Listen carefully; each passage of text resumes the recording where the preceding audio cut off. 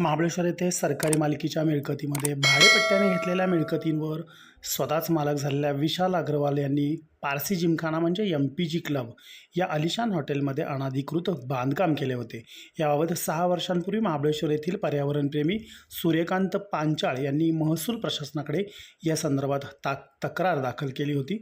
वारंवार त्यांनी आवाज उठवल्यानंतर अखेर हे बांधकाम काही दिवसांपूर्वी काढण्यात आले आहे। मात्र केवळ याच बांधकामावर कारवाई न होता अशी अनेक महाबळेश्वर परिसरात शासकीय मिळकती भाडे करारावर घेऊन अनेकांनी आपणच मालक या मिळकतीचे आहोत अशा पद्धतीने अवैध बांधकाम करून व्यवसायातून बक्कळ पैसा मिळवत आहेत। त्यामुळे अशा बांधकामांना बांधकाम विभाग, नगरपरिषद, त्याचबरोबर महसूल प्रशासन, तहसीलदार हे या मिळकतधारकांना अभय देत आहेत। अभय देणाऱ्या या अधिकाऱ्यांना पाठीशी घालणाऱ्या या संबंधित बांधकाम अधिकारी त्याचबरोबर इतर महसूल प्रशासनाच्या अधिकाऱ्यांची सखोल चौकशी करून त्यांच्यावर कारवाई करण्यात यावी अशी मागणी निसर्गप्रेमी, पर्यावरणप्रेमी सूर्यकांत पांचाळ यांनी जिल्हाधिकाऱ्यांकडे केली आहे। नगरपालिका हद्दीमध्ये सरकारी मालकीच्या भाडेपट्ट्याने दिलेल्या एकूण 114 सरकारी मालमत्ता आहेत आणि त्यापैकी ज्या city survey number 233 Parsi Gymkhana या मिळकतीमधील त्या वाणिज्य वापरातल्या मिळकतीमधील या अनधिकृत बांधकामावर जिल्हाधिकारी सातारा यांच्या आदेशानुसार जी कारवाई करण्यात आली, ती कारवाई त्या अनधिकृत बांधकामाबाबत 2017 सालीच आम्ही तक्रार दाखल केली होती। त्या तक्रारी त्या 6 वर्षामध्ये महाबळेश्वर नगरपालिकेनं कारवाई का केली नाही, त्या महाबळेश्वर नगरपालिकेच्या बांधकाम अधिकाऱ्यांची संबंधित त्यावेळच्या अधिकाऱ्यांची सखोल चौकशी जिल्हाधिकारी सातारा यांनी करणं आवश्यक आहे।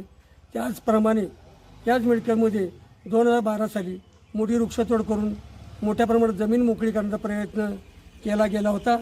पर्यावरणाचं मोठ्या प्रमाणात नुकसान केलं होतं, ते देखील आम्ही हाणून पाडलं।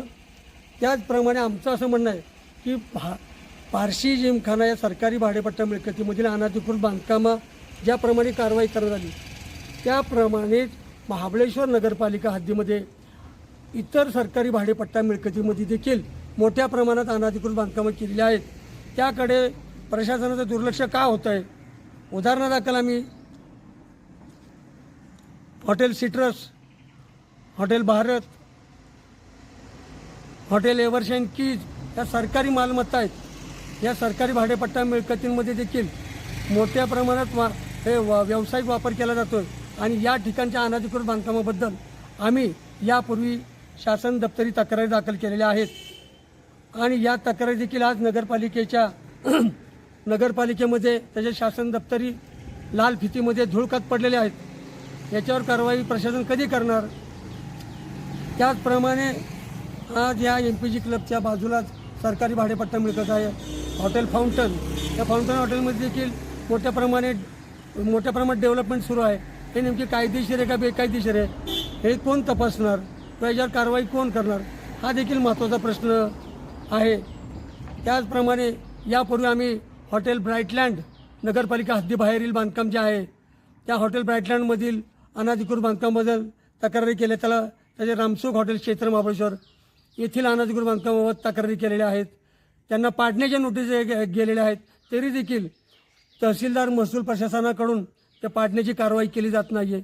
नेमकं ठराविक बांधकामावर कारवाई केली जाते व ठराविक आणि इतर बांधकामावर कारवाई करण्याचं टाळलं जातं आहे का प्रशासनाकडून, का त्यांना अभय दिलं जातं आहे? हा देखील प्रश्न महत्त्वाचा आहे। तर कारवाई करताना कुठला भेदभाव न करता जिल्हाधिकारी सातारा यांनी कारवाईचे आदेश द्यावेत आणि ज्या आमच्या तक्रारी शासन दप्तरी पडून आहेत, कारवाई करण्याचं प्रलंबित आहे, अशा केलेल्या तक्रारींवर देखील जिल्हाधिकारी सातारा यांनी तात्काळ चौकशीचे आदेश देऊन कारवाई करण्याचे आदेश द्यावेत आणि महाबळेश्वर नगरपालिका हद्दीतील ज्या सरकारी भाडेपट्टा मिळकतीमध्ये असा